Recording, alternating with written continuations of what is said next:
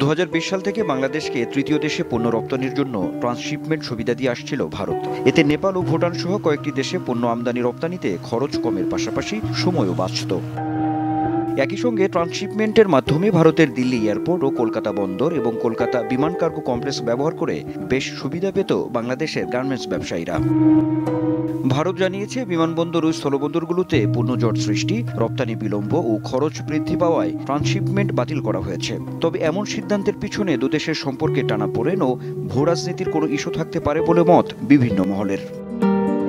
ভারতে ট্রান্সশিপমেন্ট বন্ধ ইস্যুতে বেশ কিছু নেতিবাচক প্রভাব পড়ার আশঙ্কা করছেন অর্থনীতি বিশ্লেষকরা। পণ্যটা জাস্ট চলে যেত খুব অল্প সময়ের মধ্যে ওইখানে, যার ফলে যে এখানে যে সংরক্ষণের ব্যবস্থা করা বা অন্য যে কোনো ধরনের টেস্টিং এটসেট্রা, ওই জিনিসগুলোর যে নন ট্যারিফ ব্যারিয়ার যেগুলোকে আমরা বলি, তো সেই বিষয়গুলোর ঝামেলা কিন্তু কম ছিল। তো এটার কারণে আসলে আমাদের এই আমদানি রপ্তানির যে জটিলতা বাড়বে, খরচ বাড়বে, সময় বাড়বে। ট্রান্সশিপমেন্টটার ইমিডিয়েট একটা সাময়িক প্রভাব পড়বে, কারণ আমাদের প্রোডাক্টগুলো বাংলাদেশের এয়ারপোর্টগুলো ওভারবুকড এবং বাংলাদেশের এয়ারপোর্টগুলো এক্সপেন্সিভ।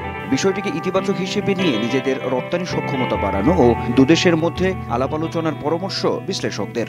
ভারত যেই কারণেই করুক, এটা যেহেতু ওরা বন্ধ করে দিয়েছে, আমরা এখন বাধ্য হবো আমাদের এই দুর্বলতাটাকে সমাধান করার জন্য।